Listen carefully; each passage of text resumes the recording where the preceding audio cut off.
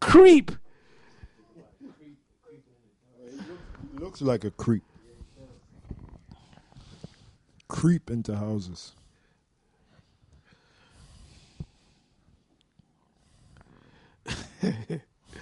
Hold on, let me get the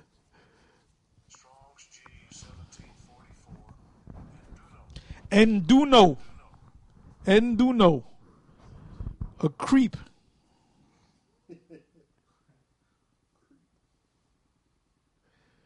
Okay, to put on, to envelop in, to hide in. Literally, to put on, clothes with a garment, put on armor, to creep into, insinuate oneself into, to enter. Oh, hey, he puts on the white. He got the turban on. He's yes, brothers and sisters, you know. He puts on his get up.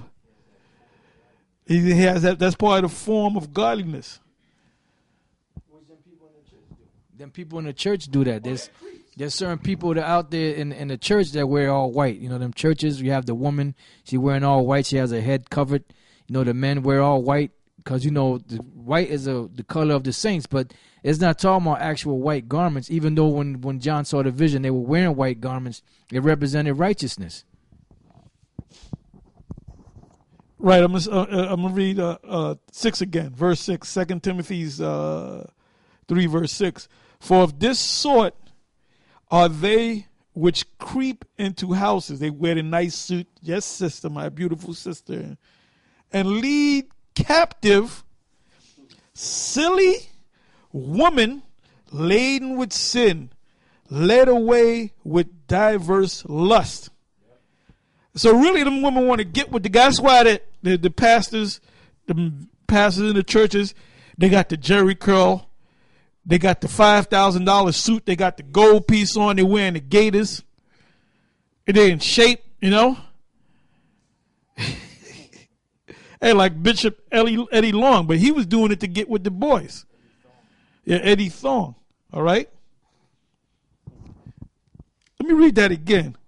For of this sort, and then you say we're look at how we dress and we're bummies, we don't wear. Hey, well, you know what? You can't put the scripture on us, because part of being this creep, you got to dress neat. Yeah, like Nate and his well, crew. no, Nate. Oh, there's this one guy. Hey, that's my new guy. Go, open up another tab and go to. He gets on this too, but I don't care. Go to YouTube. And then put in, I think his name is Rob Rack. I believe it's Rob Rack, R-O-B space Rack. Yo, brother, this dude be getting on every goddamn body. Huh? Rob Rackstraw? Nah. The guy's name is Rob Rack. Or Rod. I think it's either Rod Rack or Rob Rack. I should have. Okay, go to Rod Rack. Is that it? No.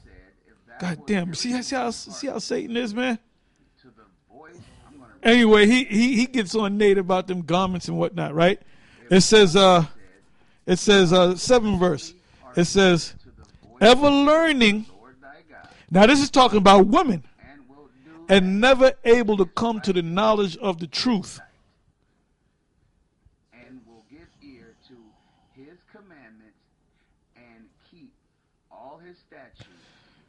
That's it on that. I'll probably come back to that. So basically, you know, that's what it is. You know, they have that appearance of righteousness. You know, like Yahweh Shai spoke about these wicked Pharisees in them. In Matthew 23:5, it says, "But all their works they do for to be seen of men. They make broad their phylacteries and enlarge the borders of their garments, and love the uppermost rooms at feasts, and the chief seats in the synagogues, and greetings in the markets, and to be called of men rabbi. You know, they like them titles. You know, like the reverends in the church and all that. You know, commanding general, Yohana, chief high priest, apostle. You know, so all these super long titles. you know, that they like, you know. But now really, if you was really serious and you really did study the scriptures, you know, you people out there would have never left to go to Egypt or to another place, you know. This is matter of fact, this is the scripture. This is the book of Amos chapter 2 verse 13. It says, "Behold, I am pressed under you as a cart is pressed that is full of sheaves." This is the Most High speaking, you know, because here it is. You claim, especially you people you guys that claim to be in the truth, you know, you claim that you with Yahweh Bashem Yahushai, you know, with the Most High, you know, but you really are doing the total opposite of what the Lord requires of you. It says, "Therefore the flight shall perish from the swift." You know, here it is, you people that are left over there.